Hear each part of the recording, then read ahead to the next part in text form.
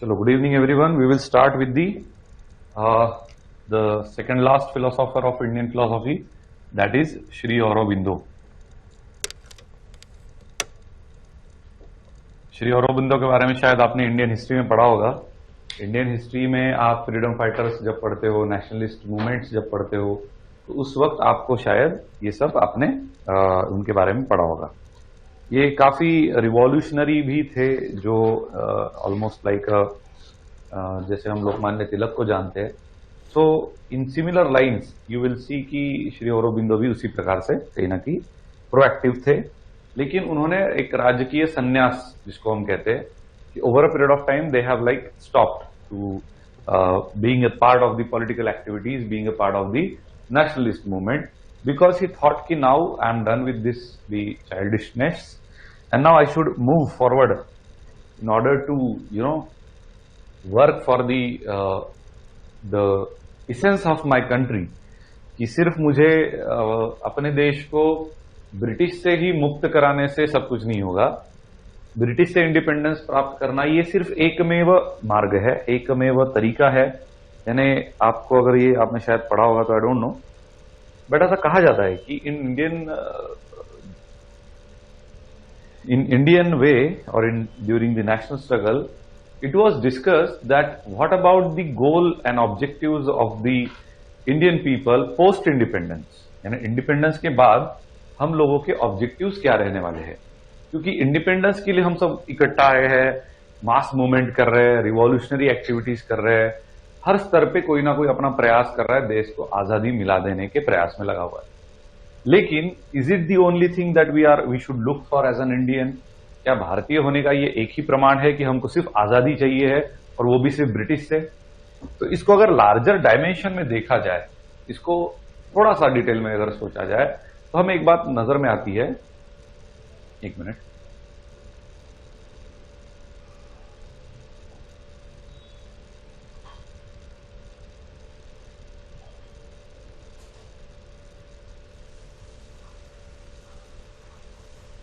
सो इसको अगर larger dimension में देखा जाए तो एक बात समझ में आती है कि Shri Aurobindo has worked on that scale, कि जहां पे हम सिर्फ इंडिपेंडेंट होने तक ही हमारी जर्नी नहीं होनी चाहिए।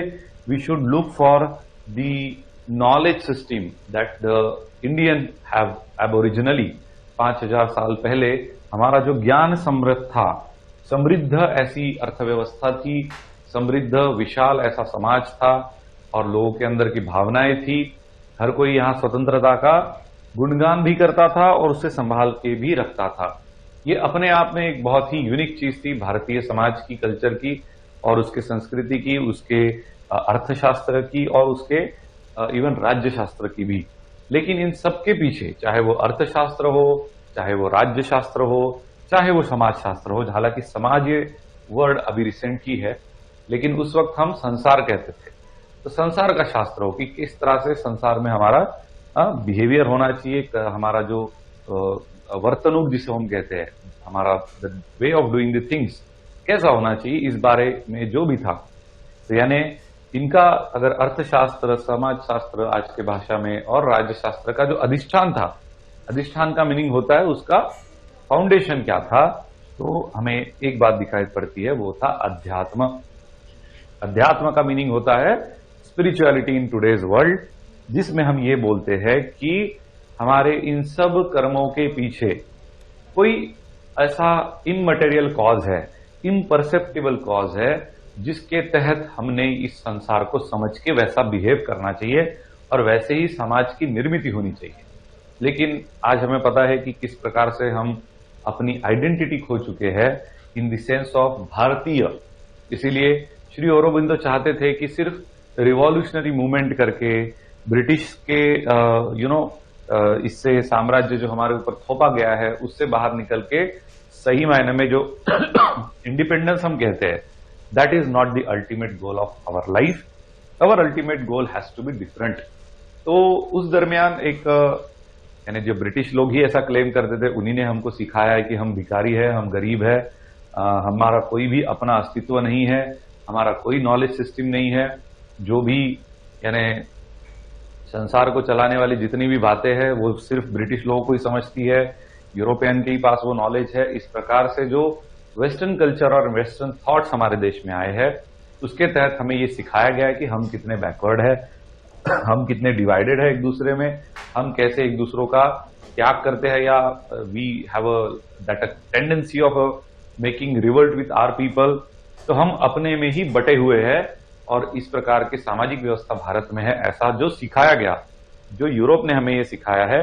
तो उसके पीछे कहीं ना कहीं पे हमारा जो एग्जिस्टेंशियल नॉलेज था, हमारा जो इस वास्तविकता का ज्ञान था, जो आध्यात्म के आधार पे बना हुआ था, वो कहीं ना कहीं पे हम भूल चुके, और उसी की वजह से शायद कई सारे हमको चैलेंजेस फेस करने पड़े। तो इसके तहत श्री औरोबिंदो ने ये एक ऑब्जर्व किया कि ब्रिटिश बार बार रिपीटेडली एक बात को दोहराते थे। वो कहते थे कि ब्रिटिश बोलते थे कि इंडिया का जो वेदांत है, जिसके ऊपर आज भी, यानी अगर श्री आदि शंकराचार्य जी की बात करूं, तो उनके लॉजिक, उनके रीजंस, उनके अप्रोच के अगेंस्ट आज तक कोई क्लेम ही नहीं कर पाया है कि वो गलत है। कोई ऑब्जेक्शन भी रेज नहीं उठा पाया कि ये किस प्रकार से आप एक्सप्लेन ऐसा कर रहे हो। शायद उसके लिए उतना नॉलेज भी आवश्यक होता है, और साथ ही साथ पावर भी। तो British used to say that कि पोस्ट 16th सेंचुरी, यानी 16वीं सदी के बाद, 16वीं सदी के बाद भारत में वेदांत का कोई भी अस्तित्व नहीं रहा। यानी in short they want to declare कि आप जो वेदांत की भाषा करते हो, वेदांत को जितना प्योर साइंस मानते हो, जो उपनिषद का फिलोसॉफिकल एंगल एक्सप्लेन करता है on the grounds of reason, जिसकी भाषा ऑलमोस्ट इवन कार्ल मार्क्स ने भी की है। कार्ल मार्क्स के जो गुरु थे हेगेल थे, और हेगेल ने भी उनको स्कूल के डेज में, यानी in short not school, college के ग्रेजुएशन के डेज में बताया था कि भारत में इतनी जो शक्ति है, इतना जो पावर है, उसके पीछे जो आध्यात्मिक कारण है, वो क्रांतिकारी विचार जिसके है, हम ऐसा जो मानते हैं, वो किसमें तब्दील है? भगवत गीता में तब्दील है। तो ऐसा बोला जाता है कि सृष्टि का सबसे बड़ा क्रांतिकारी ग्रंथ, मानव सृष्टि के उत्थान के लिए या उसके पुनरुत्थान के लिए अगर कोई था, तो वो था भगवत गीता। इसीलिए कार्ल मार्क्स ने भी इस प्रकार से भगवत गीता का ही अध्ययन करके उनको ये बात पता चली कि इंसान, ये ह्यूमनिज्म जिसको हम कहते हैं कि इंसानियत, अल्टीमेटली ह्यूमन ऑब्जेक्टिव, ह्यूमन का सेटिस्फैक्शन, ह्यूमन का हैप्पीनेस, ये हमारा ऑब्जेक्टिव होना चाहिए। और फिर उन्होंने उस समय में जो भी उनकी व्यवस्था थी, जो भी आर्थिक व्यवस्था, सामाजिक व्यवस्था यूरोप में थी, उस समय में जो कैपिटलिज्म उस वक्त फ्लरिश हो रहा था, उस कैपिटलिज्म के अगेंस्ट उन्होंने आवाज उठाई, क्योंकि स्पेसिफिकली लेबर क्लास का बहुत एक्सप्लॉयटेशन होता था। लेकिन देखिए यहां पे लिंक क्या है कि वही ब्रिटिश जहां पे कैपिटलिज्म ग्रो हुआ, वही भारत में लाया गया। लेकिन वहां के लोग, जैसे मैंने कहा कि हेगेल ने ही कार्ल मार्क्स को बताया था कि आप अध्ययन करिए भगवत गीता का और समझिए कि कैसे एक रिवॉल्यूशनरी थॉट उन्होंने दिया था। वहीं से कार्ल मार्क्स का जो आगे थ्योरी आया है, तो वी कैन कंक्लूड कि वो भगवत गीता से ही मिला। तो कहने का तात्पर्य यह है कि 16वीं सदी के बाद वेदांत पूरी तरह से नष्ट हो गया है। ये बोलने के पीछे रीजन ये था कि ब्रिटिश चाहते थे कि हमारी नॉलेज व्यवस्था सुप्रीम है, जो साइंटिफिक आधार पे है, वैज्ञानिक आधार पे है, रीजन के आधार पे है, उसमें डॉगमेटिज्म के लिए कोई भी स्कोप नहीं है। और वेदांत है, भारतीय व्यवस्था, भारतीय अर्थशास्त्र पूरी डॉगमेटिक है, फुल ऑफ सुपरस्टिशंस है, इसमें कोई भी रीजन लॉजिक की बात नहीं है। तो हमको वो स्पेसिफिकली सिखाने की जो वो बात करते आए हैं, और उन्होंने सिखाया, और कई हद तक उसमें आज भी सक्सेसफुल हुए हैं। बिकॉज इंडिपेंडेंस के बाद में जब ये सब व्यवस्था जो ब्रिटिश ने इस्टेब्लिश की थी, इसको चेंज करने के बारे में जब डॉक्टर राजेंद्र प्रसाद जी ने एक इनिशिएटिव स्टार्ट किया था, उन्होंने कहा था कि हम अपनी भारतीय व्यवस्था अपने विचारों से बनाएंगे, अपने संस्कृति से बनाएंगे, और उसके लिए उन्होंने बहुत कोशिश की, लेकिन वो कोशिश सफल नहीं हो पाए। तो we will not go into the controversy of any sort, but कहने का तात्पर्य ये है कि श्री औरोबिंदो इसी समय में आए थे जब उन्होंने ये देखा कि ब्रिटिश अननेसेसरीली ये बताने की कोशिश कर रहे हैं कि वेदांत का अभी कोई अस्तित्व नहीं रहा है, जबकि बाहरी देश, स्पेसिफिकली जर्मनी, ये वेदांत ही नहीं उपनिषद का भी गहरा अध्ययन कर रहे थे। और उसके आप परिणाम आज भी देख सकते हो कि जर्मनी में संस्कृत भाषा का बहुत मेजर ये है, अट्रैक्शन है, उसको लाइक लाइन लगती है लोग जर्मनी में संस्कृत पढ़ने के लिए। हमारे विचार जो है, हमारी संस्कृति जो है, हमारा ये जो नॉलेज सिस्टम है बेस्ड ऑन उपनिषद वेदास, उसको पढ़ने के लिए, समझने के लिए वहां के लोग बहुत ही ये होते हैं, इम्पेशेंट हो जाते हैं कि हमें ये कितने जल्दी पढ़ने को मिलेगा, ऐसा कुछ उनका बिहेवियर है। सो ये जो कहना था कि वेदांत का अभी कोई सिग्निफिकेंस नहीं रहा है पोस्ट 16th सेंचुरी, तो इसको रिवर्स करने के लिए श्री औरोबिंदो ने ये टास्क उठाया, क्योंकि उन्होंने अपनी जो फिलॉसफी दी है, द लाइफ डिवाइन करके उनके इसका टाइटल है, द लाइफ डिवाइन।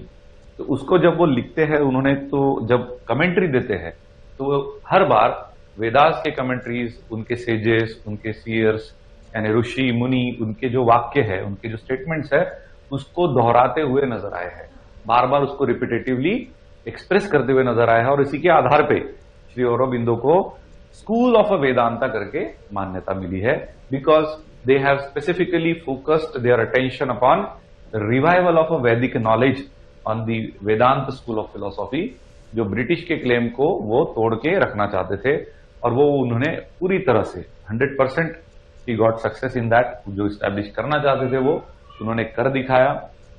लेकिन यह देश का दुर्भाग्य कहिए, हमारे पूर्व गवर्नमेंट के दुर्भाग्य कहिए, जिसके आधार पे हमें उस नॉलेज को इतना इजीली एक्सेस अभी भी करने नहीं मिलता है।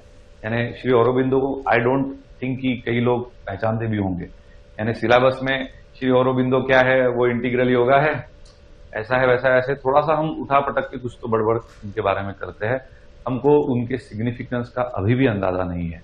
He is a person who has given this credibility of revival of Vedantic school in the 20th century, और ये इतना बड़ा कॉन्ट्रीब्यूशन है जिसको शायद ही हम लोगों ने भूलना चाहिए।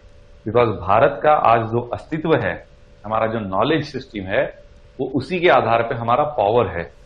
कई बार हम इतने कॉमनली क्लास में जब पढ़ाते हैं ओमनीसिएंट, ओमनीपोटेंट, हम इतने लाइक नहीं क्या ग्रीन कलर, रेड कलर, ऐसी बातें करते हैं, लेकिन we do not know what is the feeling of that omniscient being, what is the feeling of that omnipotent being. जब आप नॉलेज के लेवल पे, स्तर पे ऊपर ऊपर जाते हो, उसके साथ साथ आप पावर भी गेन करते हो, और ये पावर जो है ये आपको संभालते आना चाहिए।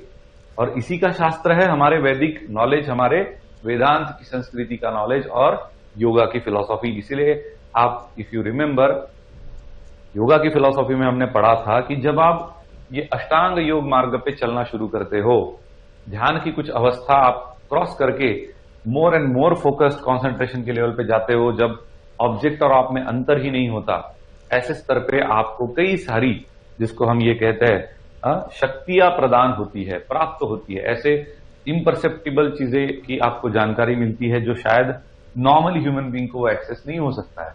Like listening beyond the borders, listening to the people and their minds, somebody is talking at a distance, कोई तो बहुत दूर आपके गांव में बात कर रहा है और आप यहां पे बैठे उनका सब सुन पा रहे हो, आप ऑब्जेक्ट को कंट्रोल में, वश में कर पा रहे हो। ये सारी चीजें क्या है, नॉलेज के साथ ही आती है। Knowledge and power both goes together, and that is the reason that it is being said that knowledge is a power.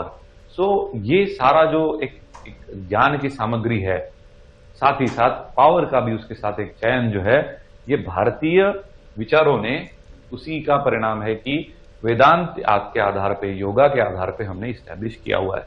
लेकिन ये पावर किसी को सप्रेस करने के लिए, ये पावर किसी को दबा के अपना स्लेव बनाने के लिए, ये पावर अपने आप को एक बहुत ही शक्तिशाली प्रूव करने के लिए, ये बिल्कुल नहीं।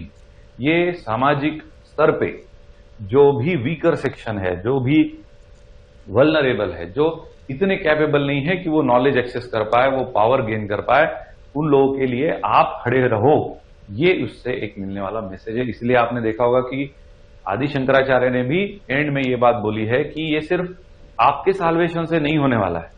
आपको नॉलेज और पावर मिल गई तो आपको सब कुछ मिल गया, this is not the way. You should be able to understand there are lot of people who are suffering even because of lack of access to these things, और उसके लिए भी आपने प्रयास करना चाहिए। इसीलिए हमने देखा कि उनका ये एक छोटा सा इसेंस, उनकी पूरी फिलोसॉफी का, जो कि श्री अपने विवेकानंद, स्वामी विवेकानंद जी ने उठाया ये पॉइंट और जिससे वर्ल्ड में आज क्या परिणाम हुआ है उनके विचारों का, ये मुझे कोई बताने की जरूरत नहीं है। ओके, सो श्री औरोबिंदो जी ने अब ये 16th सेंचुरी का ही जिक्र क्यों किया ब्रिटिशों ने?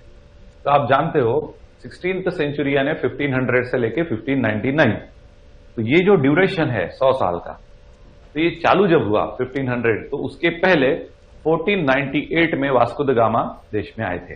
इफ यू रिमेंबर, 1498 में वास्को द गामा जब भारत आए थे, उसके बाद यूरोपियंस को हमारे इस देश की सभ्यता, संस्कृति, ज्ञान, अर्थशास्त्र, यहाँ के विद्वान, इन सब का धीरे धीरे धीरे नॉलेज गेन होना शुरू हुआ, और उसी को संभालने के लिए हमारे देश के कई लोग आगे भी आए थे। लेकिन जैसे ही यूरोपियन इन्वेजन स्टार्टेड, जैसे ही बाहर के बहुत सारे इन्वेजन्स हमारे देश में होने शुरू हुए, वहां से हमारा जो ये शांति था, हमारा जो एक पीस था, वो कहीं ना कहीं पे डिस्टर्ब होने लगा।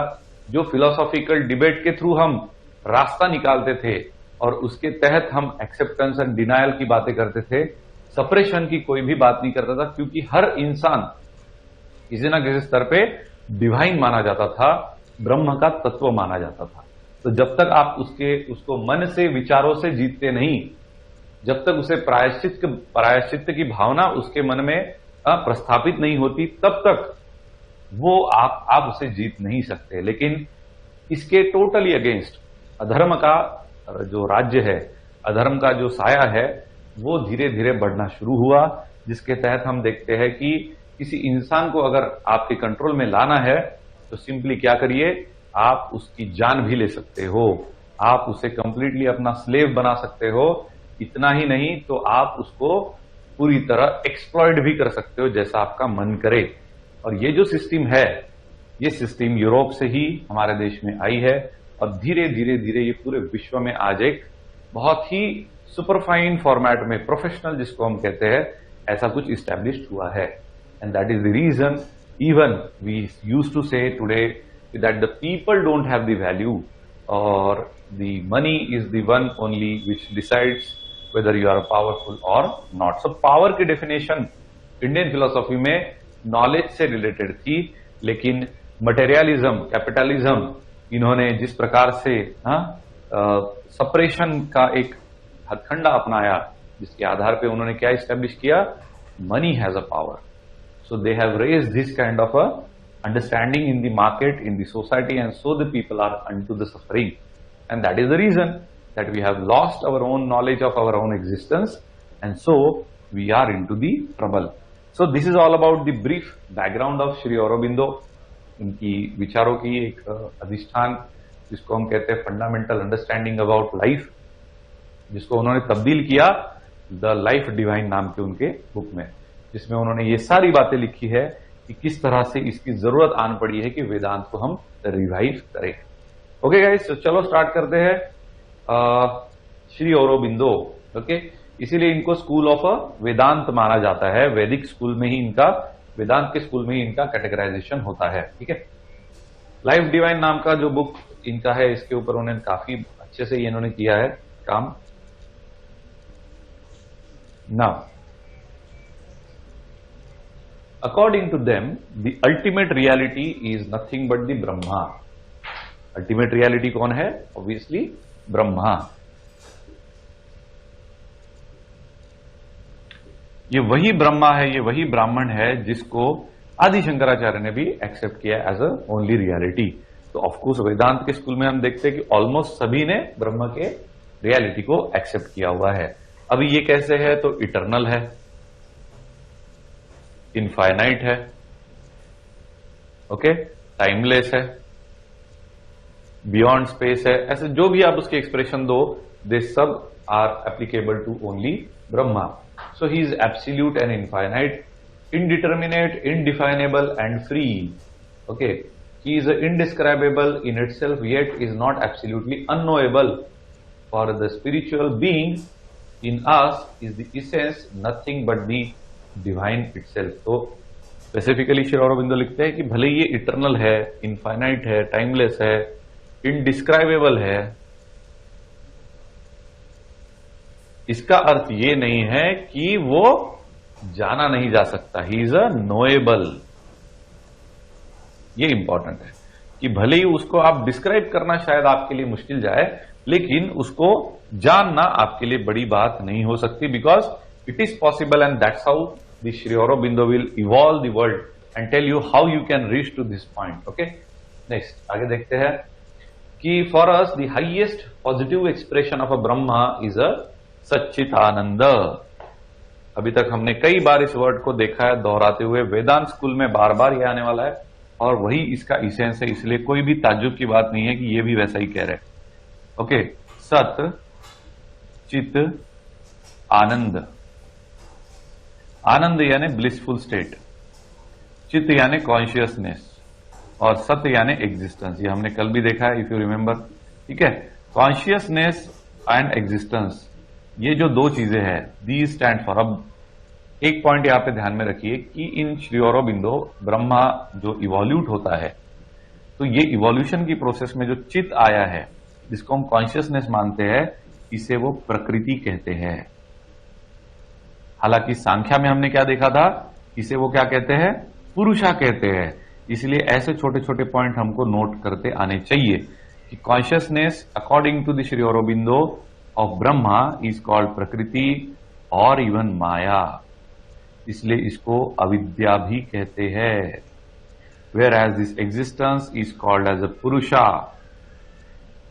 ओके, इसे इन्होंने पुरुषा भी कहा है, ईश्वर भी कहा है और आत्मा भी कहा है।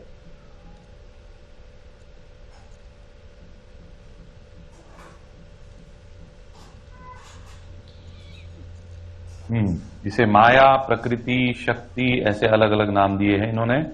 ओके, तो इसे माया भी कहते हैं, प्रकृति भी कहते हैं। किसे, कॉन्शियसनेस को। आप कहोगे सर कॉन्शियसनेस को माया कैसे कहा जाता है? माया तो वैसे एक सिर्फ मैनिफेस्टेशन है, एक उसका रिफ्लेक्शन है, लेकिन वो माया हम रियल ही मान रहे हैं ना। हम इस दुनिया में जो भी खेल चल रहा है, जो भी आपके साथ होता है इस लाइफ में, क्या आप उसको अनरियल मानते हो? ठीक है, आपके साथ कुछ अच्छा हुआ तो आप डिनाई करते हो कि नहीं नहीं नहीं नहीं, ऐसा कुछ नहीं हुआ। आपको अगर रैंक मिला आईएएस, आप कहोगे कि नहीं नहीं ये तो सिर्फ माया है, कोई फायदा नहीं है, ये सब माया है, मोह माया। ऐसा बोलते क्या हम लोग? ऐसा हम कभी नहीं कहते, because we utmost believe that this maya itself is a real, it's a conscious. वो जो स्नेक आपको दिखा, वो आप ऐसे बोलते अरे वो स्नेक जो दिखा वो माया है, थोड़ी ना रियलिटी है, वो सिर्फ इल्यूजन हुआ होगा। ये बोलना अलग है, और सामने अगर टाइगर आ गया आपके, तो वो जो आपका रिएक्शन होगा, that's all together a different. So you consider this as a real, that's why it is a conscious. Okay, now according to this, existence is what? A Purusha. Existence is what? Atma. इसी को वो आत्मा कहते हैं और इसी को वो ईश्वर भी कहते हैं। आई बात ध्यान में? तो पुरुषा को कंफ्यूज मत कर लो कॉन्शियसनेस के साथ in the school of Shri Aurobindo, because they specifically mention कि ब्रह्म के जो तत्व है, एग्जिस्टेंस, कॉन्शियसनेस, ब्लिस, सच्चित आनंद, ये तीनों भी उसी से, ब्रह्मा से निकलते हैं। ये तो उसका विलिंग है, विल और जॉय है, तो उसका नेचर है। बच्चे जैसे खेल कूद में, हंसने में, खुश रहने में, कभी भी आपने देखा होगा कि वो कभी उदास, बड़े ही नर्वस नहीं दिखते आपको। ये बड़े ही लोग हैं जो ये सब उदासी, नर्वस और ये सब कैरी करना बड़ा अच्छा से समझते हैं। छोटे बच्चों को वो कुछ जान ही नहीं होती, it is like that only. तो उनका जो ब्लिस है, आनंद स्वरूप जिसको मानते हैं हम लोग, this is it. Now existence और कॉन्शियसनेस, ये जब इवॉल्व होते हैं इन द फॉर्म ऑफ पुरुषा, आत्मा, ईश्वरा, consciousness in the form of प्रकृति, माया, अविद्या, शक्ति, इसके बेस पे जो है वो है ब्लिस। जनरली क्या होता है, हम ऐसे लिख देते हैं ना 1 2 3, तो हमें लगता है ये 1 2 3 साथ ही साथ पैरेलल आए हैं। एक्चुअली ये लिखने का तरीका भी अगर हमारा सही हो जाए ना, तो भी अंडरस्टैंडिंग बहुत अच्छे से स्टैब्लिश होती है। Who is the ruler, who is the cause of all this? Is the share happiness. एक आनंद की भावना से वो क्रिएट होते जा रहा है। ऐसा श्री अरबिंदो ने लिखा हुआ है कि जो शिव है, ठीक है, आज के डेट में अगर आप सदगुरु जग्गी वासुदेव को देखोगे तो आपको मिल जाएगा कि शिव जो है, वो शिव सिर्फ अपने नृत्य से, उसके जॉय से मैनिफेस्ट होता है, और वो जो माइक्रो लेवल तक, वो एटॉमिक लेवल तक खुद को क्रिएशन में तब्दील करता है, वो उसके लिए आनंद स्वरूप है। मस्ती का पार्ट है उसके लिए, मस्ती नहीं बोल सकते actually, this word is wrong, but उसके लिए एक प्रकार का वो जॉय है। उस मस्त मौज में वो नाचते खेलते, हम देखते ना नटराज वगैरह, ये जो हम अलग अलग चीजें हमारे देश में देखते कि भगवान शिव के बारे में बोली जाती है, ये उसी रेफरेंस में है ये पॉइंट, ठीक है। कि आनंद स्वरूप से एक स्टेटमेंट लिखा है, मैं उसे पढ़ूंगा, आपको समझ में आ जाएगा कि वर्ल्ड एग्जिस्टेंस, ये जो वर्ल्ड क्रिएट हुआ है, जो एग्जिस्टेंस मानते हैं, is the ecstatic dance of Shiva which multiplies the body of the god numberlessly to the view. उसके बॉडी को नंबरलेसली डिवाइड करता है, इतना कि हम काउंट भी ना कर पाए। It leaves that wide existence precisely where and what it was, ever is and ever will be, it's soul absolute object is the joy of a dancing. Ultimately ये किस लिए कर रहा है कि डांस करते समय जो मजा आता है ना, आपने देखा होगा, ये बात तो कोई बोलने वाली बात नहीं है कि जो नाचते समय बेधुंध होके जो नाचते हैं, हमारे महाराष्ट्र में उसको गणपति डांस बोलते हैं। जो जॉय ऑफ डांसिंग है, शादियों में तो आप 100% नाची ही होंगे, उसमें कोई डाउट ही नहीं है।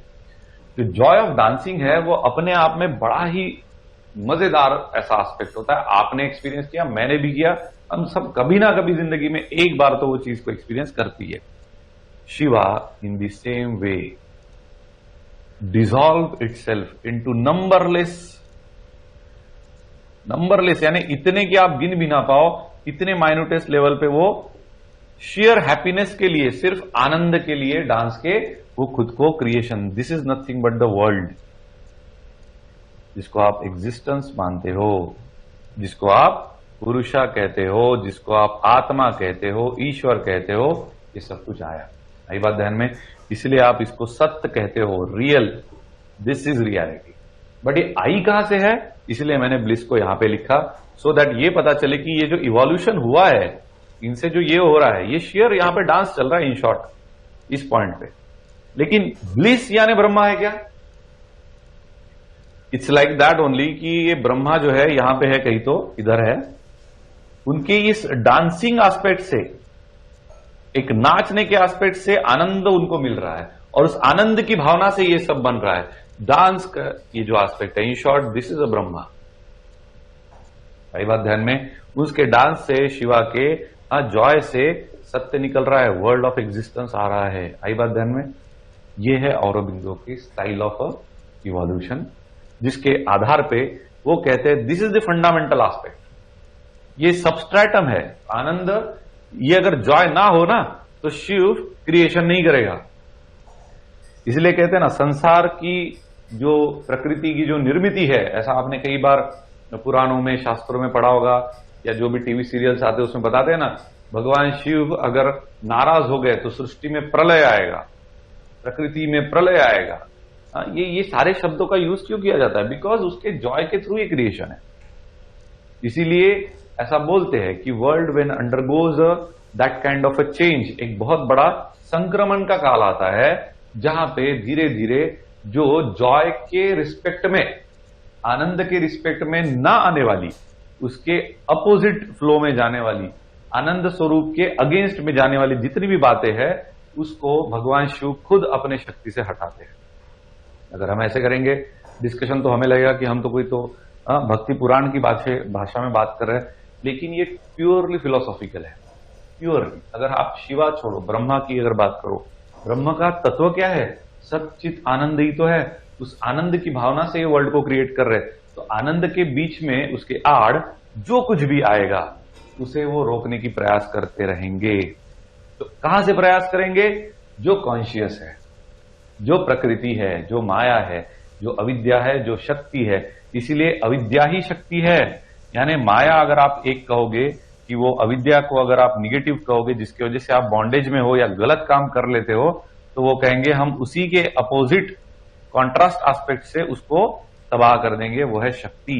इसलिए भगवत गीता में ये कहा जाता है कि शक्ति आवश्यक होती है किसी को, ऑलमोस्ट शक्ति को वो ऐसा बोलते हैं कि शक्ति किसी को गलत चीज को डिस्ट्रॉय करने के लिए, जो भी अधर्म के मार्ग पे चल रहा है उसको डिस्ट्रॉय करने के लिए शक्ति की आवश्यकता होती है।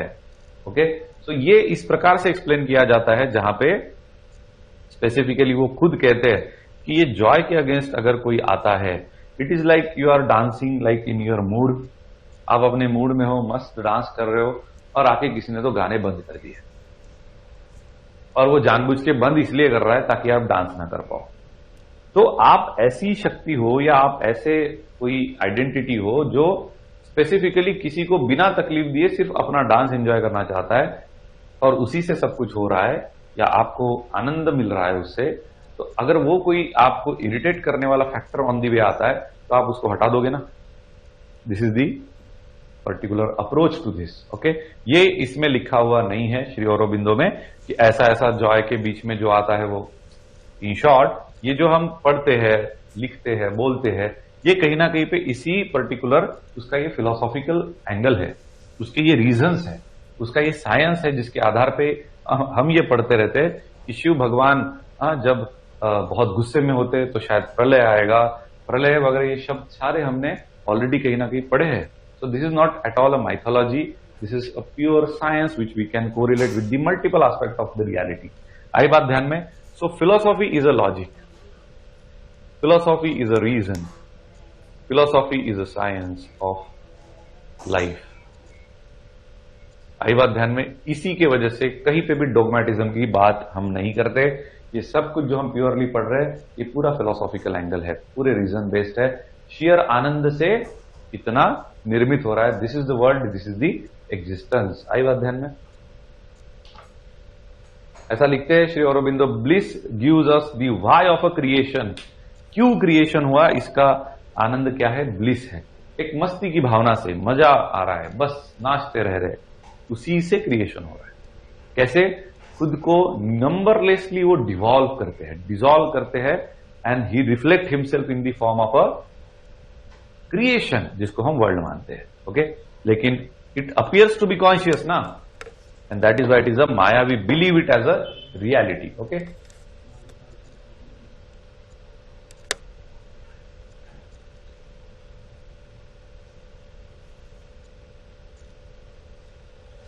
जो ये शक्ति का पॉइंट बताया मैंने, मैं थोड़ा सा उसमें मुझे एक पॉइंट याद नहीं आ रहा था जो भगवत गीता में कहा है, जस्ट फॉर योर नॉलेज आई, शक्ति और सामर्थ्य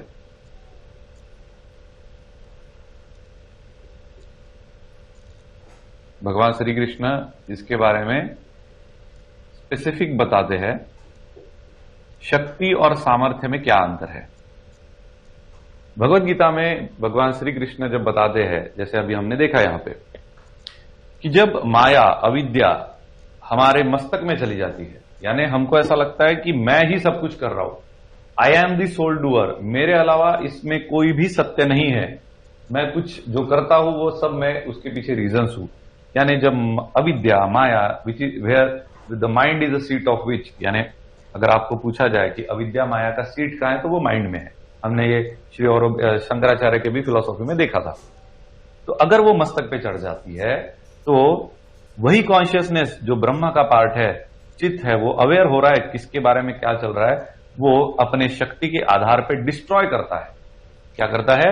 डिस्ट्रॉय करता है। यानी जो भगवान श्री कृष्ण ने भगवत गीता में कहा है, शक्ति किसके लिए आप यूज करते हो? To destroy. डिस्ट्रॉय यानी यहां पे निगेटिवली नहीं लेना है इसको। डिस्ट्रॉय यानी हम किसी को प्रेशराइज कर रहे हैं। तो वैसे तो ब्रिटिश ने कई सारे हमारे नेशनलिस्ट को डिस्ट्रॉय ही किया ना ऑलमोस्ट, वैसे नहीं है ये।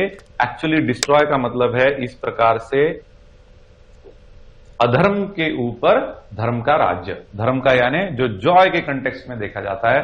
जैसे हमने, इफ यू रिमेंबर, कि अभी कोई वेदांत की फिलॉसफी में हमने पढ़ा था कि कर्म जो होते हैं, कर्म ऐसे करो जो आपको ब्रह्म के मार्ग पे ले जाए। ऐसे कर्म ही श्री औरोबिंद शंकराचार्य जी ने कहा है, ऐसे नहीं जो ब्रह्म से आपको दूर ले जाए। तो इसीलिए ये सुख देने वाले कर्म होते हैं। जब ये कर्म करते हो तो वो कहते हैं कि धर्म का मार्ग है ये, और ये अधर्म का मार्ग है, ऐसे ही बोला जाता है। सो this is the way, even Shri Shankaracharya also explains this. तो ये कहते हैं कि जब ऐसे अधर्म का साया बढ़ता है, ऐसी तो भगवत गीता बढ़ती है हम लोग, कि अधर्म का साया जब बढ़ता है, जब लोग ब्रह्म के तत्व पे ना चलते हुए उसके अपोजिट मार्ग पे, अविद्या माया के मार्ग पे चलना शुरू कर देते हैं, इसी को सत्य मान के तब उनको डिस्ट्रॉय करने का समय आ गया होता है। आई बात समझ में? यानी कि क्या वो शक्ति किसी को डोमिनेट करने के लिए है क्या? नहीं, वो शक्ति किसी गरीब पे, किसी वल्नरेबल सेक्शन पे, किसी वीकर व्यक्ति पे, महिला पे, बच्चों पे, इन पे ये करने के लिए है क्या? बिल्कुल नहीं।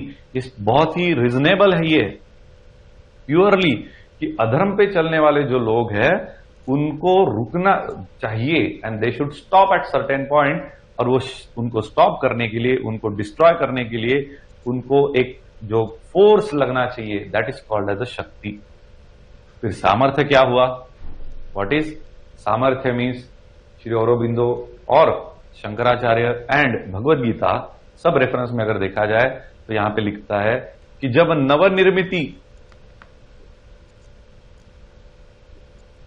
नवनिर्मिति करने का समय होता है, when there happens to be certainly you have to create something new which is on the path of a dharma, तब सामर्थ्य की आवश्यकता होती है। इसीलिए स्पेसिफिकली भगवद गीता में इतने सटीक तरीके से ये दो शब्दों का अध्ययन किया गया है कि शक्ति कब लगती है, सामर्थ्य कब लगता है। शक्ति का मतलब होता है कि जो अधर्म है, जो गलत है, जो माया अविद्या के मार्ग पे चल रहा है, उसी को सत्य मान लेता है और इस प्रकार से ब्रह्म तत्व पे कर्म नहीं करता है तो उसके अगेंस्ट जाने वाले तत्वों पे कर्म करता है।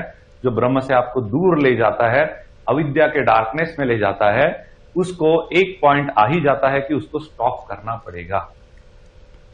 भगवान श्री कृष्ण ने पूरी भगवद गीता में यही बात बताई है। आप महाभारत का भी अध्ययन कर लो तो आपको पता चलेगा कि उन्होंने हर मोमेंट पे प्रयास किया है कि वॉर ना हो। उन्होंने हर एक पॉइंट पे प्रयास किया है कि ये धर्म युद्ध नहीं होना चाहिए, जैसा भी पॉसिबल हो हम उसको सॉर्ट आउट करेंगे। उन्होंने यहां तक भी, जैसे हम कहते हैं ना कि सेटलमेंट करने का प्रयास किया भगवान श्री कृष्ण ने कि चलो 5 पांडवों को 5 गांव दे दो, पूरी ये संपत्ति मत दो, आपका इतना बड़ा साम्राज्य जो है रहने दो, लेकिन उनको उनके हक के 5 गांव तो रहने दो। तब आपको ये शायद आप सबने पढ़ा ही होगा, तब हम ये देखते हैं ना कि रिप्लाई क्या आया, कौरवों से रिप्लाई क्या आया कि 5 गांव तो बहुत बड़ी बात है। जो सुई होती है ना, जिसको हम निडल कहते हैं, निडल के टोक पे जितनी जमीन आएगी हम उतनी भी देने के लिए तैयार नहीं। आई बात ध्यान में कि ये जो विचार है ये कहीं ना कहीं पे ब्रह्म तत्व से दूर जाने वाले विचार है। Because there you will not have a joy, this joy which even Kaurava were enjoying, so called joy, was a torturous, it was not a pure joy, it was not at all a eternal joy, it was a joy with respect to certain selfish attribute या selfish nature कि ये जमीन मेरी है, यानी material object से वो link थी, इसलिए वो प्योर इटर्नल नहीं माना जाता। ये जॉय कैसा है? ये प्योर है, ये इटर्नल है। ये किसी पर्टिकुलर मटेरियल ऑब्जेक्ट के पीछे का जॉय है क्या ब्रह्म के तत्व में? तो ऐसा नहीं है। इसलिए इसको अधर्म के मार्ग पे जाने वाले ऐसे लोग, हमने भगवद गीता में ये सब पढ़ा है, ठीक है।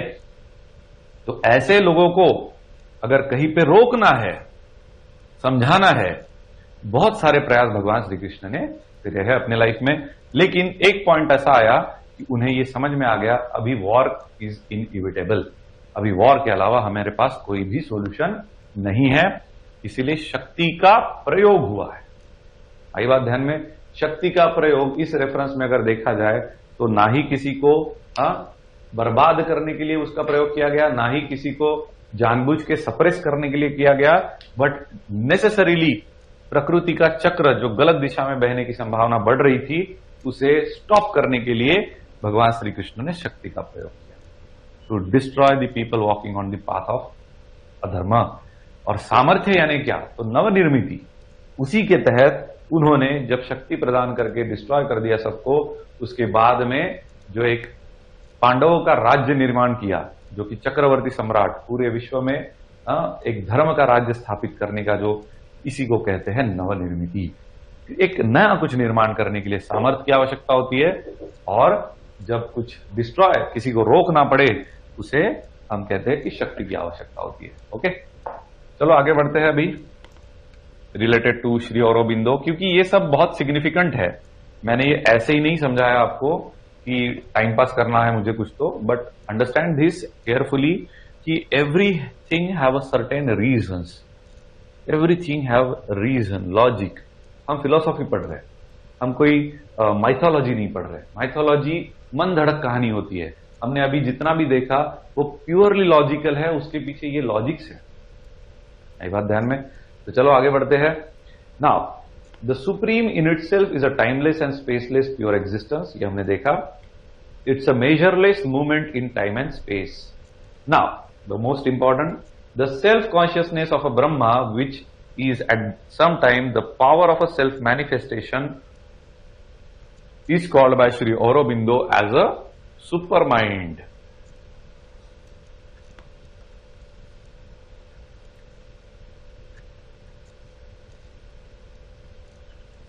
देखो अभी हमने पढ़ा शिव कहिए ब्रह्म कहिए, मेयरली जॉय के थ्रू, आनंद के थ्रू वो सेल्फ मैनिफेस्ट हो रहे हैं, है ना। ये सेल्फ मैनिफेस्ट होना और वर्ल्ड का क्रिएशन होना, ये जो बात है, ये कहीं ना कहीं पे उनके सेल्फ कॉन्शियसनेस की ही बात हुई ना। यानी ऐसा नहीं है कि उनको पता ही नहीं क्या हो रहा है, मैं डांस कर रहा हूं और मुझे नहीं पता वर्ल्ड उधर क्रिएट हो रहा है, ऐसा तो नहीं हो सकता। सिंपल है कि वो जब उनको वो करना होता है तब भी वो जॉय कर सकते हैं, ऐसा भी उसका मतलब निकल सकता है। सिंपल है। सो शियर ब्लिस, हैप्पीनेस, इस ब्लिस के तहत जो इटरनल एंड प्योर ब्लिस है, किसी भी मटेरियल ऑब्जेक्ट के साथ रिलेटेड नहीं है, ऐसे ब्लिसफुल नेचर के बारे में जब एक्सप्लेन करते श्री अरबिंदो, वो कहते हैं ब्राह्मण out of this shear bliss जो सेल्फ मैनिफेस्ट होते हैं और जिससे वर्ल्ड की निर्मित होती है, प्रकृति की निर्मित होती है, it is happens because of their self consciousness. It is never possible कि वो अवेयर ही नहीं उसके बारे में। This aspect, particularly this aspect of a Brahma is called as a super mind. In short, mind of a Brahma, इसीलिए उसको super mind कहा जाता है कि ब्रह्म का जो माइंड है वो उनके दिमाग में है कि वर्ल्ड कैसा हो। They starts with their self consciousness this manifestation through himself, and this is we call as a super mind. इसको द सुपर माइंड भी कहते हैं। अभी द लगाने का कुछ फायदा आप पूछ सकते हो, लेकिन द का सिग्निफिकेंस यह है कि वो एक ही है। एनीवेयर सेज ना that book is on that table, refer the table, the book, ऐसे द जब हम लगाते हैं, इंग्लिश में भी आपने पढ़ा होगा, it refers to only that peculiar nature, that specific object only. Okay, so that's why the super mind, it's a real idea and truth consciousness. Super mind कैसा है? ये एक रियल आइडिया है। हम आइडियाज की बात करते हैं ना हमारे माइंड में, उस रियल आइडियाज की जो हमारे माइंड के, कई बार हम ऐसा आइडियलिज्म के रेफरेंस में बात जब करते हैं, we say idea resides in our mind, लेकिन ये इंडिविजुअल माइंड है जो कि अविद्या में है ना। वो तो कहीं ना कहीं पे सफर हो रहा है बॉन्डेज की वजह से, लेकिन इनका माइंड कैसा है? वो रियल प्योर माइंड है। ये प्योर यानी सुपर माइंड है जिसका एट्रीब्यूट कैसा है? रियल आइडिया उसमें होती है। क्या है, कैसा है, क्यों हो रहा है, ये सारे रीजंस जो है ये इसमें तब्दील हुए होते हैं। Okay, this is also called as truth consciousness. इसको ट्रुथ कॉन्शियसनेस इसलिए कहा गया है क्योंकि हम अभी जो कॉन्शियस है, कितना भी कह लो, कितनी भी फिलॉसफी पढ़ लो, कितना भी अध्ययन कर लो, कितने भी प्रवचन सुन लो, हम उठने के बाद यानी क्लास खत्म होने के बाद जब हम अपनी नॉर्मल अवस्था में चले जाएंगे, हम क्या कहेंगे? ठीक है भैया, प्रवचन तो काफी अच्छा था, बट जो लाइफ है अब उसके साथ तो चलना पड़ेगा ना, कोई चारा नहीं है। अभी मैं जिस लाइफ में हूं मुझे उसके साथ कैरी ऑन करना पड़ेगा। So we accept again whatever knowledge or on the grounds of a reason, whatever the knowledge on the grounds of a reason we have listened through that pravachan, हमको समझ में तो सब आ गया कि ये गलत है, ये अविद्या है, ये माया है, हम इसको सत्य मानते हैं, इस बॉडी को सत्य मानते हैं, लेकिन मैं अपनी बॉडी ऐसे कपड़े जैसे निकाल के फेंक देते वैसे थोड़ी फेंक सकता हूं। I have to go with this body, I have to come back to this system, I have to come back to that avidya and maya. So we are again asking the Maya to have, come on, चलो साथ में सफर करते हैं। Truth consciousness is that when you ultimately forgets all these things, vanish हो जाता है। एक ऐसा लेवल आता है कि ये एक रिवर्सल की थ्योरी आपको दिखाई भी नहीं देती, कि वो नॉलेज जब एग्जिस्ट करने लगता है इन इट्स प्योरेस्ट फॉर्म, आप वापस अविद्या के स्तर पे जाने का सोचना तो बहुत दूर की बात है, पॉसिबल ही नहीं होता है, जिसको हम नॉर्मली लिबरेशन, मुक्ति, अब इसमें केवल ऐसा जो मानते हैं, this is what it is.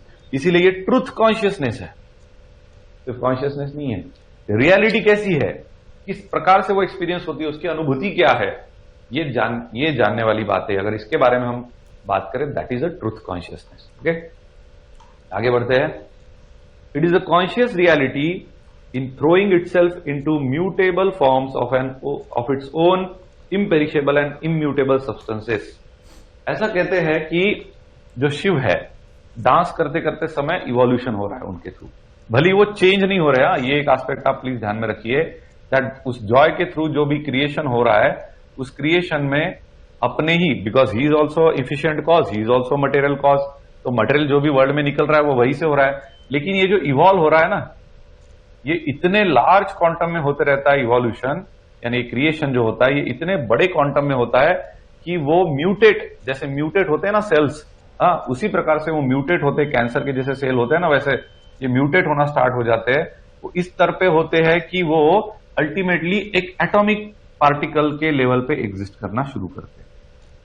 यानी किस हद तक वो म्यूटेट होंगे, तो एटॉमिक लेवल तक। ये बहुत इंपॉर्टेंट है। ये सब औरोबिंदो ने कहा है, मैं नहीं कह रहा हूं। औरोबिंदो जी कहते हैं कि वो कब तक इवॉल्व होगा, कब तक म्यूटेट होगा, किस लेवल तक म्यूटेट होगा, एटॉमिक लेवल पे। इसीलिए atom is the indivisible, science में हम पढ़ते हैं ना, एटम इज अ इंडिविजिबल, जिसको डिवाइड नहीं किया जा सकता, उसके आगे उसका डिवीजन पॉसिबल ही नहीं है। इतना ही एग्जिस्टेंस का लिमिट है। अगर आपको ये देखना है तो ये कहते हैं इसके थ्रू वो यहां तक आते हैं। कब तक म्यूटेट होंगे, डांस करते करते कब तक वो इस क्रिएशन के लिए खड़े रहेंगे, या उनका वो क्रिएशन का एस्पेक्ट चलते रहेगा, जब तक वो एटॉमिक लेवल तक नहीं जाके पहुंचते। अब एटॉमिक लेवल आया कहां से, अपना उसका कोई एग्जिस्टेंस है क्या, तो वो तो ब्रह्म का ही एस्पेक्ट है ना, क्योंकि ब्रह्म ही मटेरियल कॉज है, तो ब्रह्म से ही वो एटम्स निकले होंगे। इसलिए आपको याद होगा तो वैशेषिका में हमने पदार्थ की बात की थी, perceptible substance and imperceptible substance. उसमें हमने एटॉमिक स्तर के पांच सब्सटेंस की बात की थी, अर्थ, एयर, वाटर। आई बात ध्यान में, ये उसी का एक अलग डायमेंशन है स्टडी करने का, जिसके क्रिएशन के थ्रू जब वो म्यूटेट होते हैं, ये वर्ड काफी इंपॉर्टेंट है यहां पे। ये क्या है, क्रिएशन यानी म्यूटेशन है। ये म्यूटेशन किस लेवल तक जाने वाला है, एटॉमिक लेवल तक जाने वाला है। इस लेवल पे आते ही वो स्टॉप हो जाएगा। यही बात ध्यान में, this is how he himself is giving in to the creation. वो खुद क्रिएशन में पूरी तरह से अपने आप को घुल मिला देते हैं, सौंप देते हैं, लेकिन उससे उनको फर्क पड़ता है क्या, कुछ भी। This itself never undergoes a change. ये कभी भी ध्यान में रखिए इन वेदांत स्कूल, अगर ये अंडरगोज चेंज हुआ तो वो रियलिटी कैसे रहा। इसलिए बार बार ये रिवाइज करना पड़ेगा हमको कि ये इतना होने के बाद भी खुद इनके ऊपर कोई भी असर नहीं होता है। बिकॉज ये कहां से आया है, फियर आनंद से आया है, जॉय से आया है। जब आप आनंद में होते हो, रीजंस काम करते हैं क्या?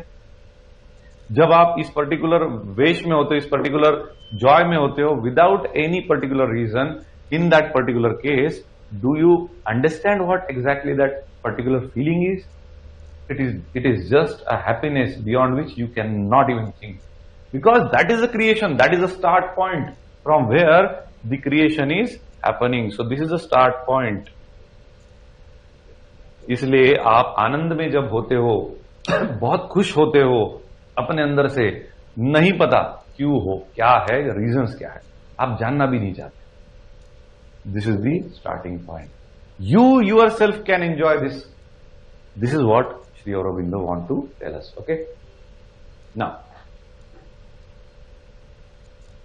आगे बढ़ते हैं। सो इस तरह से म्यूटेट होते हैं वो। Super mind is the divine's own knowledge of himself, which is at once his own innate power of a self manifestation.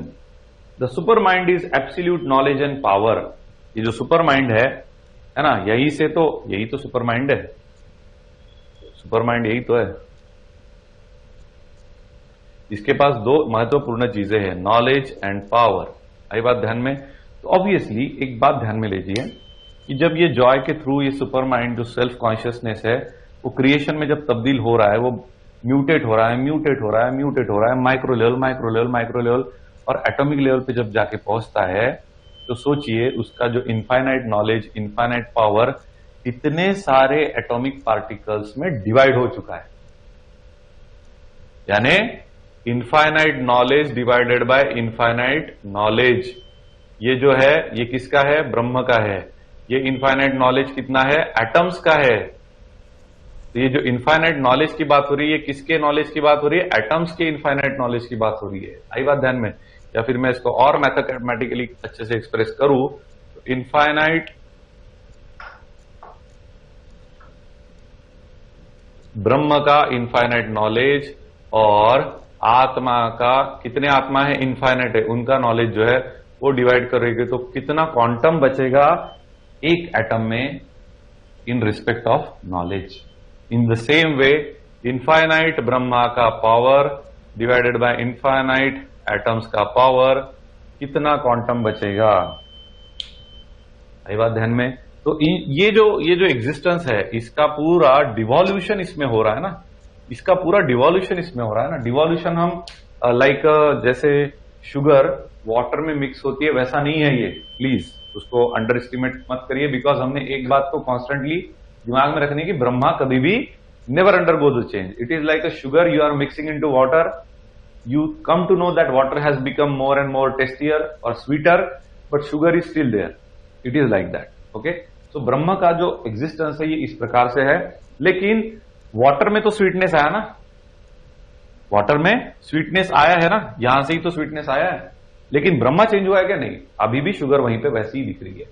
This is the identity of a Brahma. तो आप देखो नॉलेज किस लेवल तक, माइक्रो लेवल तक चले गया।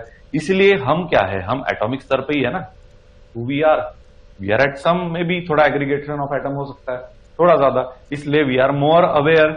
लोग ये जैसे 5, 6, 10, 12, 1000, 2000, 10 लाख तक जो भी एटम्स है उतने एग्रीगेट करके अगर एक मनुष्य बनता है, बाद में फिर एक जैसे अगर मानो ये 1 लाख एटम के कॉन्स्टिट्यूएंट से हम बांधते हैं 1K, तो 100 एटम्स के एग्रीगेशन से क्या बनेगा? एनिमल बनेगा। फिर प्लांट के में भी 50। ओके, इस प्रकार से देखा जाए तो नॉलेज भी देखो ना, सब में कैसा है, प्लांट में कम है, फिर थोड़ा एनिमल्स में ज्यादा है और हमारे अंदर थोड़ा ज्यादा है। यानी नॉलेज कैसे डिवॉल्व हुआ है? एटॉमिक स्तर पे हुआ है। जितने एटम जिसके पास है उसका नॉलेज उतना ज्यादा। भले ही हम ऐसा बोले this does not have any material nature, please, नहीं तो लगेगा आपको सर इंसान से तो हाथी बड़ा है ना, तो हाथी की अकल क्यों बड़ी है? ऐसा हो सकता है। So please don't get into this material nature of the discussion. ये एटॉमिक स्तर पे जा रहा है, which is again a consciousness. हमने पढ़ा था ना वो सत्य चित्त आनंद है ना, कॉन्शियसनेस है ना प्रकृति में, माया में, तो वो माया ही तो है ये सब।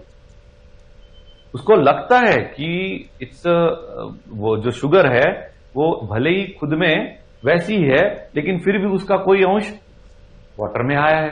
आप एक्सेप्ट ही नहीं करोगे कि शुगर डिसॉल्व नहीं हुई तो वाटर में आई कैसे?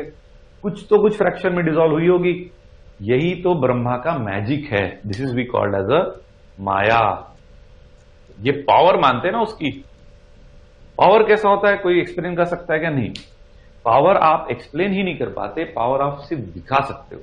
It is something you only can show, and Maya is the power of a Brahma through which all this is happening. कि एटॉमिक लेवल पे सब एग्जिस्ट हो रहा है और नॉलेज और पावर भी उतने ही स्तर पे डिवाइड होके बैठा हुआ है। आई बात ध्यान में?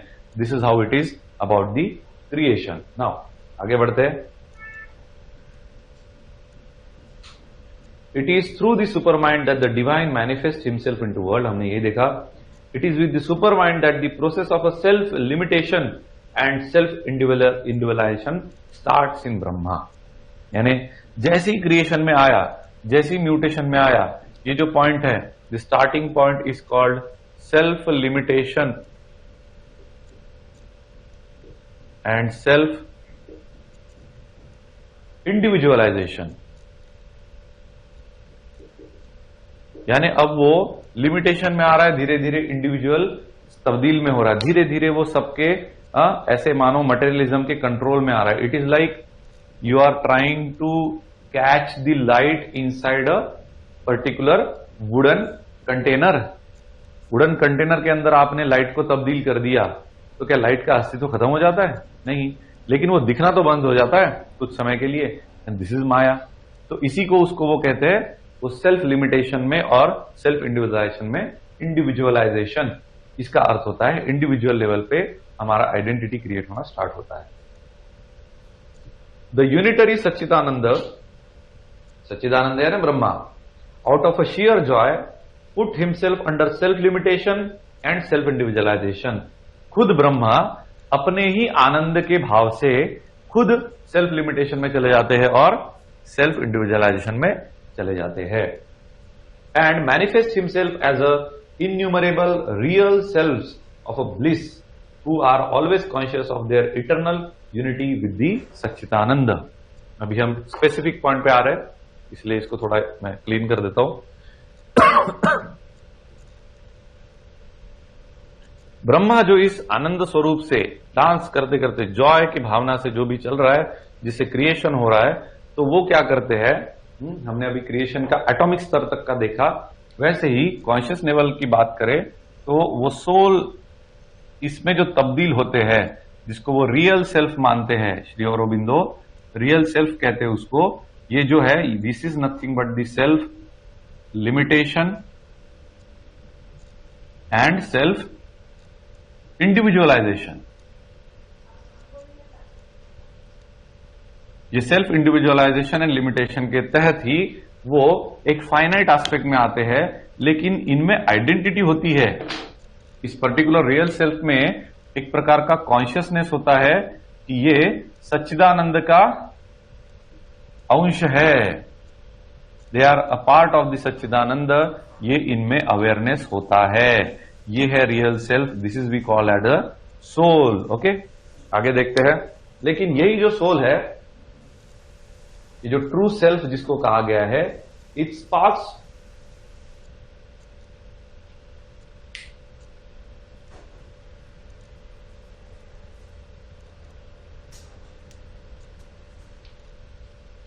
ये जो रियल सेल्फ है, ओके, जिसकी बात हमने की कि जिसमें ये अवेयरनेस है कि वो सच्चिदानंद का ही एक हिस्सा है। प्रॉब्लम ये हो जाता है, इट समटाइम्स, अभी ये वर्ल्ड है मान लो, वर्ल्ड में स्पार्क्स ऑफ डिविनिटी भेजता है, ऐसा खुद औरोबिंदो लिखते हैं। वो क्या कहते हैं कि ये जो सेल्फ है, ये जो सोल है, वर्ल्ड में स्पार्क ऑफ अ डिविनिटी भेजते हैं। डिविनिटी ऐसी है, लाइक थंडरस्टॉर्म होता है नहीं क्या, जैसे लाइटनिंग होती है और हमें ऐसा लगता है कि ऊपर कोई तो बहुत बड़ा लाइट वगैरह, छोटे बच्चे जनरली ऐसी बात करते हैं, या किसी को ये भी लग सकता है कि वहां पे कुछ था, माइथोलॉजीज ऐसी ही थे पहले। तो स्पार्क ऑफ डिविनिटी, वो एक स्पार्क जनरेट करता है डिविनिटी के थ्रू, जिसके तहत उसे साइक माना जाता है according to Shri Aurobindo. Shri Aurobindo call this spark of divinity bye a name called side, PSYCHE। ये साइक जो है, ये है actually sign of a bondage, ये बंधन में जाता है। Actually this soul, this real self, you can never catch into ignorance. आप इस रियल सेल्फ और सोल को इग्नोरेंस में कभी भी तब्दील नहीं कर पाओगे। ये जो सोल है, ये जो रियल सेल्फ है, यही स्पार्क ऑफ डिविनिटी के थ्रू इस पर्टिकुलर साइक में रिफ्लेक्ट होता है। इसी को स्पार्क ऑफ डिविनिटी यानी साइक कहते हैं। This is nothing but the बद्ध जीवा, which is none other than the soul. Okay, the psyche, though it does not change its essential spiritual nature, yet it's subject to evolution. ये यहीं से अभी evolution start होगा। Evolution in what sense? Human being का, हमारा जो इस पृथ्वी पे आना, हमारा जो क्रिएशन है, वो इस प्रकार से एक्सप्लेन किया जाता है अभी। ठीक है, अब आगे देखते हैं ये क्या कहेंगे। द साइकिक एलिमेंट जो होता है, ये inherent even in the matter. ये कहते हैं जो साइक एलिमेंट है ना, स्पिरिट, डिवाइनिटी जो भी है, जनरली हम मैटर को और हमको एकदम अलग कर देते हैं। हमको लगता है ये रियल सेल्फ यानी मैं ही हूं, यानी मैन ही है, ह्यूमन बीइंग है, एनिमल्स है, प्लांट्स है, उसी लेवल तक सोचते हैं। लेकिन श्री औरोबिंदो कहते हैं ये जो साइक है ना, ये साइक मैटर में भी होता है। इसीलिए वो अपने एग्जिस्टेंस को पूरी तरह से एक्चुअलाइज करने के प्रयास में रहता है। इसलिए मैटर उसके final highest form of existence पे जाने के प्रयास में रहता है, जो भी उसके कंटेक्स्ट में वैलिड होगा। आई बात ध्यान में। इसलिए psych applicable to the matter also, बस उसका क्वांटम थोड़ा सा कम रहता है। इसके वजह से हमको वो लगता होगा कि अरे ये क्या, शायद इसमें कुछ जरूरत ही नहीं है ये कंटेक्स्ट में एक्सप्लेन करने की, लेकिन वैसा नहीं है। स्पार्क ऑफ डिविनिटी सिर्फ सेल्फ में ही रिफ्लेक्ट नहीं होती है, सोल में ही रिफ्लेक्ट नहीं होती है, it is reflected in the matter as well. इसीलिए वो अपने फाइनल एग्जिस्टेंस के लेवल तक तब्दील होने का प्रयास करता है और वो उसके एक्चुअलाइजेशन के प्रयास में कंटिन्यूअसली फ्लो होते रहता है। बट वो इतना माइक्रो लेवल पे चलते रहता है कि हमको वो परसीव ही नहीं होता है। ठीक है, आगे देखते हैं। In man this psyche takes the form of a psychic being. ये जो मनुष्य है, इंसानों में ये किस प्रकार का फॉर्म लेते हैं, जिसको कहते हैं साइकिक बीइंग। ऐसा व्यक्ति जो अभी धीरे धीरे तब्दील होने वाला है। अभी साइकिक बीइंग ह्यूमन के बारे में जो एक्सप्लेन करने की यहां कोशिश हो रही है, ये एक्चुअली क्या होता है, soul all for its activities now when in the stages of evolution we see कि कैसे ये स्पार्क ऑफ डिविनिटी के थ्रू ये सोल एक साइकिक बीइंग में तब्दील हुआ है। इसका अर्थ यह है कि soul even if it want और doesn't want, it has to go with three things, mind, life and, इसको हटा देते थोड़ा, माइंड, लाइफ एंड तीसरा है, जस्ट अ मोमेंट, मैटर।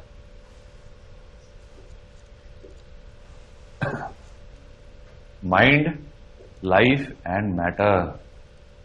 आई बात ध्यान में। यानी सोल, यानी मैं, चलो ये सोल को हम इधर ही लिख देंगे, इसको सेल्फ कहेंगे, क्योंकि नहीं तो कंफ्यूज हो जाओगे सर ये सोल और सेल्फ में क्या। इसको रियल सेल्फ कहेंगे, इसको सोल कहेंगे। ठीक है, इस सोल को हम साइक भी कहते हैं, और ये ह्यूमन बीइंग के रिलेशन में जब डिस्कस करते हैं तब वो साइकिक बीइंग भी कहा जाता है। ठीक है, तो इस साइकिक बीइंग को यानी एक सोल को पर्टिकुलरली इन प्रोसेस से जाना पड़ता है। आई बात ध्यान में। तो कैसे क्या ये पॉसिबल होता है, किस प्रकार से ये होता है, ये हम अभी देखेंगे।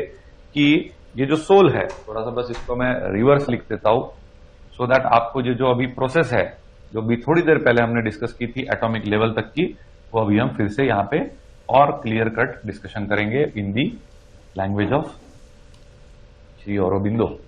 तो ये जो सोल था, चलो इसको साइकिक बीइंग लिखते हैं। डोंट कंक्लूड कि साइकिक बीइंग यानी ह्यूमन बीइंग है। हाँ, man is a part because this first resides in the mind. Brahma का, ये यहां पे तो ब्रह्मा ही है ना, इन सबके ऊपर कौन है, ये सब किसके तहत चल रहा है, कौन इसके पीछे काम करने वाला पावर है, वो तो ब्रह्मा ही है। ये सब माया का खेल है, बाद में ब्रह्मा का माया का ही खेल है जिसके थ्रू ये सब कर रहा है। तो श्री औरोबिंदो लाइक शंकराचार्य सेज कि this is the point where that real self, या जो रियल सेल्फ उस कंटेक्स्ट में था जिसका स्पार्क था सोल, ये सोल जो जब माइंड में एंटर होता है, it forgets and attach itself with the worldly object, and this is we called as a bondage. इसीलिए यहां से इग्नोरेंस स्टार्ट होता है, ऐसा भी कहा जाता है। And this is nothing but the beginning of अविद्या। जब माइंड में एंटर होता है साइकिक बीइंग, उसी मोमेंट पे अपने आप you go into the bondage state. अभी यहां पे लिखा है, वही पढ़ते हैं। माइंड, मैटर एंड लाइफ, या mind, life and matter are the instruments available to the soul, however defective they may be. कितने भी डिफेक्टिव क्यों ना लगे, वो जो हमने 3 स्तर देखे, आगे और देखेंगे। However defective they may be, the soul has to work in and through them for its knowledge and divinity. Hence, in spite of being spiritual and blissful, the soul is actually subject to the mentality, vitality and physicality. इसलिए उसके जो intuitions होते हैं soul के अपने, अभी देखो आगे हमने यही लिखना है कि जब पहले माइंड में सोल तब्दील होता है, उसके बाद वो लाइफ में जाता है, और उसके बाद में फिर वो अल्टीमेटली मैटर में तब्दील होता है। अगर हम माइंड को समझना चाहते हैं कि एग्जैक्टली किस रेफरेंस में बोला जा रहा है क्रिएशन के, तो सिंपली उसको कहा जाता है कि mind is avidya which is immediate manifester of the world in which we live.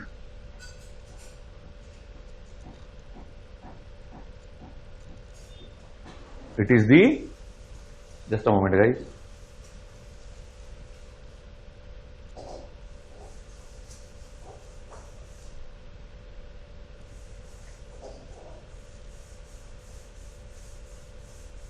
Okay, one by one फिर से अच्छे से मैं इसको दोहराता हूं सो दैट आपको भी क्लियर हो जाएगा प्रॉपरली। ये साइकिक बीइंग आया कहां से? सुपरमाइंड से। सुपरमाइंड किसका है? ब्रह्म का सेल्फ कॉन्शियसनेस है। ये जो सुपरमाइंड है, this is a seat of a vidya. ये क्या है? Supermind seat of a vidya है, उसका सेल्फ कॉन्शियसनेस है, जहां से प्योर बीइंग। ये प्योर बीइंग कैसे आया? Spark of a divinity. ये जब हम ह्यूमन बीइंग के रेफरेंस में बात करते हैं साइकिक बीइंग, यानी because mind is where it is with human being. Okay, हम बोलते हैं कि जानवरों में भी होता है, लेकिन फिलॉसफी में हम उनका इतना रेफरेंस से नहीं स्टडी करते। इसलिए जब भी मैं साइकिक बीइंग कह रहा हूं, डेफिनेटली वो सबके स्तर पे है ही, लेकिन स्पेसिफिकली ह्यूमन बीइंग के कंटेक्स्ट में देख रहे हैं हम लोग। तो जो सोल है, ये जो स्पार्क ऑफ डिविनिटी के through soul enters into the mind, this is the seat of avidya, ignorance, and this is nothing but the bondage. It forgets its original nature. इसलिए सोल में जो इंट्यूशंस होते हैं, भले ही वो इंट्यूशंस आपको स्पार्क दिखाते रहते, बीच बीच में उसका अस्तित्व नहीं। क्या मैंने शायद आपको एक लेक्चर में बताया भी था कि हाउ इंट्यूशन वर्क्स, है ना। कभी कभी आप घर से बाहर आप जाने वाले होते हो और आपको लगता है कि वॉलेट ले लूं साथ में, जैसा होता है। कई लोग वॉलेट कैरी नहीं करते क्योंकि आजकल फोन पे है, गूगल पे है, कई सारे ऑप्शंस है पेमेंट के, राइट। लेकिन उसको उस मोमेंट पे ऐसा अंदर से क्विकली आया, सेकंड फ्रैक्शन मोमेंट में अगर देखा जाए कि वॉलेट ले लूं साथ में, तो उसने उस पर फिर सोचा। अभी देखो इंट्यूशन कहां से आया? सोल से, कि भाई वॉलेट ले ले। Mind being a seat of अविद्या क्या कहेगा? माइंड कहेगा अरे जरूरत नहीं है यार, अभी तक तो चल गूगल पे वर्क नहीं होगा तो फोन पे है, फोन पे वर्क नहीं होगा तो मेरे पास भीम ऐप है, वो भी नहीं होगा तो बैंक का एप्लीकेशन है, उसके थ्रू मैं पे कर दूंगा, ठीक है ना, वॉलेट लेने की क्या जरूरत है। और जब आप पर्टिकुलरली मार्केट में जाते हो और आप सबको करते हो, तो आपने देखा कि आपने 10 चीजें खरीदी, और 10 चीजें खरीदने के बाद फोन पे ने आपको नोटिस दिया या नोटिफिकेशन आया कि beyond 10 transaction per day you cannot have any more transactions. तो आपको तो और बहुत सारी चीजें खरीदनी है, और आपने गूगल पे ट्राई किया, बैंक का एप्लीकेशन ट्राई किया, यानी इन एनी वे कोई तो चैलेंज आया, जिसकी वजह से आपका जो एक थॉट था कि मेरा फोन पे ऑनलाइन पेमेंट चल जाएगा, वो वर्कआउट नहीं हुआ। At that point you remember, यार मेरे को लगा था कि वॉलेट ले लूं। ऐसा हमारे साथ लाइफ में कई बार होता है। हम ऐसा सोचते हैं कि ये कर लूं, एग्जाम में वो आ जाता है। मन में से कई सो हम कहते हैं ना, मन से आता है। हमारे भारतीय भाषा में हम ऐसा बोलते हैं, मन में कुछ आया और हमने पिकअप कर लिया और वो उठाया, और वो अरे मैंने लास्ट मोमेंट पे वो टॉपिक पढ़ा था और यार लकीली उसमें से ही क्वेश्चन आ गया। हम इसको लक कहते हैं। साइंस रीजन हमारे देश के इन नॉलेज सिस्टम में पूर्व से है, बहुत पहले से है। उसको साइंस या विज्ञान बोलने की जरूरत नहीं, because already we know them, we live with that. यही हमारी संस्कृति थी कि हम उसको इंट्यूशंस कहते थे, आते थे, आज भी है, आपके भी अंदर अभी भी चल रहा है, मेरे भी अंदर कहीं ना कहीं पे चल रहा है। मैं ये बोलूं, मैं वो बोलूं, मुझे ये बोलना चाहिए, कुछ तो आते रहता है। कहीं काम पे जाना हो, इंट्यूशंस उनको जब आने हैं वो आते हैं, उसके कोई रीजंस नहीं है कब आते हैं, उसको कैसे पकड़ा जाए, बस वो इंट्यूशंस है। If you come to learn that, if you learn to nurture this, you can better get devoid of this avidya of mind. जो लोग कहते हैं ना, हाँ मैं बहुत शार्प हूं, मैं ये करके दिखा गए गड्ढे में, हो सकता है ये एक दिन हो जाएगा। इंट्यूशन सुनोगे नहीं, जिस प्रकार से अभी जैसा मार्केट में आपके साथ हुआ, वैसे ही यहां पे भी हो सकता है। इंट्यूशंस, दैट्स व्हाई इस अविद्या के प्रभाव की वजह से, which is the seat of a mind. अविद्या कहां होती है? माइंड में होती है। इसके प्रभाव की वजह से इंट्यूशन का जो ये ओवरऑल सोल का जो ओवरऑल एस्पेक्ट है, इंट्यूशंस के थ्रू जो प्योर कॉन्शियसनेस रिफ्लेक्ट होते रहता है, उसका जो प्रमाण है वो डीम हो जाता है, वो डीम हो जाता है। इसलिए उसका जो लाउडनेस है, जिस लाउडनेस से वो बोल सकता है, क्योंकि उसको मुंह नहीं है, उसको कोई जुबान नहीं है जिसके तहत वो बोल पाए जोर से, इसीलिए उसका जो आवाज है वो बस आप सुन सकते हैं, वो आता है अंदर से। हमको नहीं पता कैसे, कहां, क्या, ना वो फीलिंग है, ना पेन है, ना सफरिंग है, ना वो थॉट है, लेकिन वो है, ये हम जानते हैं। That is what is intuition. लेकिन under the influence of vidya, under the influence of maya, उसका क्वांटम डीम हो जाता है। बात ध्यान में, this is how they also explain Shri Aurobindo, कि इस लेवल पे इंट्यूशन थोड़ा कम हो जाता है। नाउ लाइफ में क्या होता है, जब माइंड से लाइफ में आता है तो फ्रेगमेंटेशन स्टार्ट हो जाता है। ये बहुत ही लॉजिकल फिलॉसफी है श्री औरोबिंदो की, कि लाइफ में तब्दील होना यानी क्या, फ्रेगमेंटेशन होना, डाइवर्सिटी, डिवीजन, ये सब कुछ माइंड के बाद शुरू होता है, जिसको हम लाइफ कहते हैं ना। जब भी हम कहते हैं ना कि जब बच्चा मां की गोद में पैदा होता है, या उसको जब हम कहते हैं कि वो उस एम्ब्रियो फॉर्मेशन की जब हम बात करते हैं, तो वो इस डिवीजन के थ्रू होता है ना, मियोसिस, माइटोसिस पढ़ा होगा आपने साइंस में, जिसके आधार पे आप फ्रेगमेंटेशन एक्सप्लेन करते हो। बॉडी सेल्स मल्टीप्लाई होते हैं, वो धीरे धीरे धीरे धीरे बड़ा होने लगता है, and that's how we explain the life. इसी को तो लाइफ कहते हैं ना। श्री औरोबिंदो वैसे ही इसको एक्सप्लेन कर रहे हैं। This life after that when it comes to more and more fragmentation, जब उसका वो प्रोसेस चलते रहता है, जो मैंने अभी थोड़ी देर पहले आपको एक्सप्लेन किया था, it goes to the atomic level, क्योंकि एटम के आगे इसको डिवाइड करना इम्पॉसिबल है, इसीलिए ये एटॉमिक स्तर पे आके वो रुक जाता है। लेकिन फिर भी इसके आगे एक्सप्लेन करते श्री औरोबिंदो, वो उस स्तर तक जाता है, उसकी स्पीड ऑफ डिवीजन इस स्तर तक जाती है जब स्पिरिट जो है वो टोटली एब्सेंट हो जाता है। जब एक पॉइंट आता है, उसको ये बहुत अच्छे से बताते हैं श्री औरोबिंदो। उन्होंने कहा है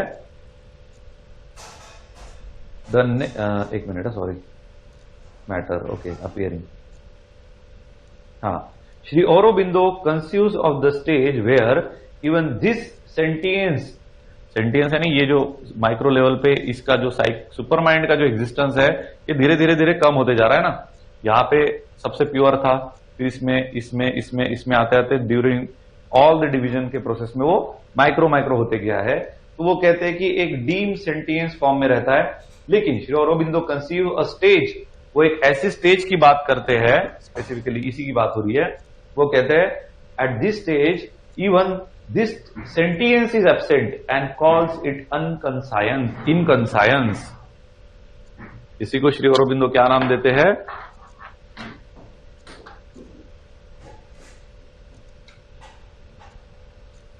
इसी को क्या नाम देते हैं, इनकंसायंस। स्पिरिट को नहीं, एब्सेंस ऑफ अ स्पिरिट को, एब्सेंस ऑफ अ स्पिरिट, इसको क्या नाम देते हैं, इनकंसायंस।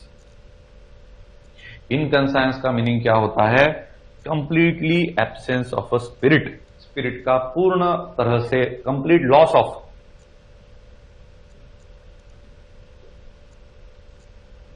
Complete loss of a spirit. ये है औरोबिंदो के पर्टिकुलर क्रिएशन का लास्ट पॉइंट, जहां पे ये पूरा super mind, it's like a big funnel, it's like a big funnel, okay. ये ऐसा एक फनेल है जहां से धीरे धीरे धीरे धीरे धीरे माइक्रो लेवल पे जा रहा है, एटॉमिक लेवल पे आया है, एटॉमिक से भी एक ऐसा पॉइंट आ जाता है जिसको वो इनकंसायंस कहते हैं, जिस पॉइंट पे there is a complete loss of a spirit. आई बात ध्यान में, this process of deriving the creation from the supermind is called as involution। इसे क्या कहते हैं, इस प्रोसेस को involution। Descendants of a supermind of the Brahma, that is the self consciousness of a Brahma, when it descends down into the creation, matter, life, atomic level, and at there arrives a point where he described it as an inconscience where there is a complete loss of a spirit. This point, this particular full process is called as an involution by the Sri Aurobindo। अब obvious है, अगर इस स्तर पे आए हो, आप इस पॉइंट पे आए हो, you have completely loss of spirit. इसीलिए श्री अरबिंदो अभी तक कहते थे, हमने पढ़ा था थोड़ी देर पहले, कि even matter have that kind of a sense, उसमें भी सोल होता है, उसमें भी वो साइकिक बीइंग नेचर का होता है कहीं ना कहीं पे हमें, इसलिए वो फुलेस्ट फॉर्म ऑफ एग्जिस्टेंस की तरफ जाने का प्रयास में रहता है वो ईसर। नाउ दिस, अभी तक हमने देखा कि इसका ऐसा फ्लो देखा है हमने, राइट, लेकिन अभी यहां से फिर से वापस जाने की संभावना की बातें श्री अरबिंदो करेंगे, और उसी को हम कहते हैं evolution, heightening, forcing yourself into the higher order of the nature towards your creation from the point where you have started, meeting the supermind, which is your ultimate goal. This is what he explains as a process of reversal of this. इसको reverse करना ही, ये जो हमने triangle देखा, इसको वापस ले जाना ही इवोल्यूशन है।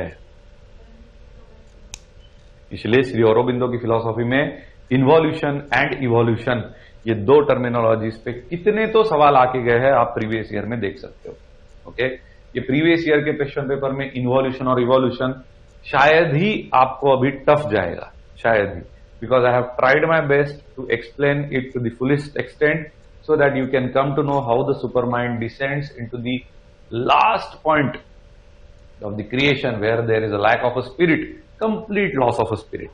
आई बात ध्यान में? तो ये था इनका complete explanation regarding the involution। hence the next phase is evolution and the ascent। यहां से जब वापस जाना है आपको इस स्तर पे, this is he called as an evolution। आज यही रुकते हैं हम लोग। I hope you understood the topic. काफी इंपॉर्टेंट टॉपिक है ये, और हर साल क्वेश्चन तो आते ही है। इस साल भी क्वेश्चन आया था एक यूपीएससी के एग्जाम में, अगर आपके पास है तो आप देख सकते हो। Right now I don't have, just a moment, I see what question that was asked.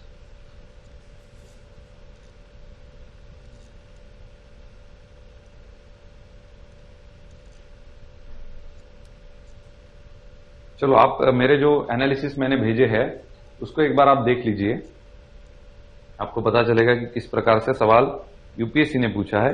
अगर कोई क्वेरीज है तो चैट बॉक्स में डालिए, अदरवाइज विल स्टॉप। और कल शायद मैं लूंगा या नहीं पता नहीं, बट अगर ले लिया तो वैसे भी रिकॉर्डेड रहेगा, तो आप देख सकते हो बाद में, and we can also discuss on that. ठीक है, so that's all for today, guys. I hope you understood all the details of Sri Aurobindo. Thank you. See you tomorrow. Take care.